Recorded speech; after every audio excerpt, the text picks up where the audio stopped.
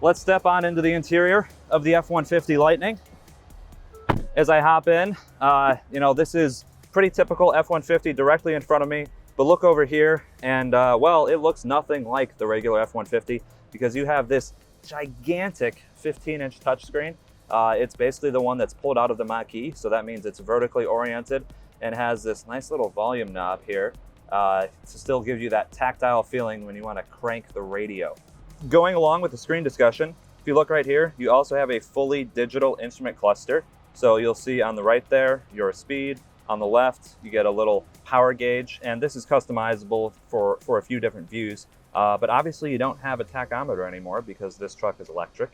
You look around, this also has the Workspace Station that we see on the regular F-150, so you can get that on the Lightning.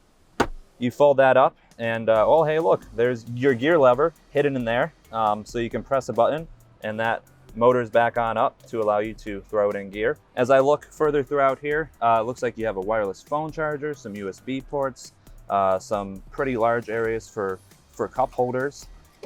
So I should mention that this is the Lariat version of the F-150 Lightning. So that's in between the XLT and the Platinum. It's still not going to be cheap, seeing as the XLT starts around $52,000. The trim is, middling. It's not full-on platinum, but it is nicer than like a base XLT. So you have some nice stitching on the dash here. Looks and feels good. It's kind of a neat texture that you don't get with other F-150s. The actual trim on the dash, mostly plastic, but it looks, nice. And that stitching actually goes on to the seats and the gear lever as well.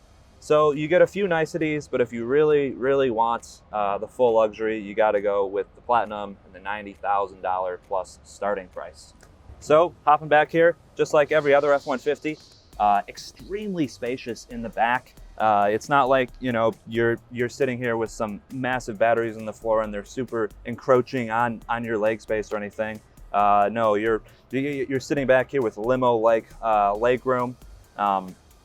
It's rather sparse, but if you look on the doors, you actually get the same trim as you do up in the interior. It's a nice sort of canvas texture with the a spot of wood trim and nice stitching too. So I appreciate that goes all the way to the back, and you can even see the nice metal speaker grills from the B&O audio system down there too. Now that we've had some time to get up close and personal with the Lightning that we haven't had before, we've noticed some neat things about the design, some smaller, I wouldn't say Easter eggs, but interesting things to look at nonetheless. If you look at over here, you have this little lightning bolt with an American flag right there. It's a nice little touch, and as you move along to the fender, the rear fender of the truck, you have your Lightning script, but if you look really close, you'll notice that the T is actually a lightning bolt, which is super neat. Possibly the most distinctive thing about the Lightning versus other F-150s, the massive light bars both in front and back.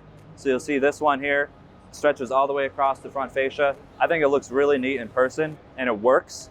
When you go to the back, you get a similar light bar appearance, how it goes from here all the way on over to the other turn signal.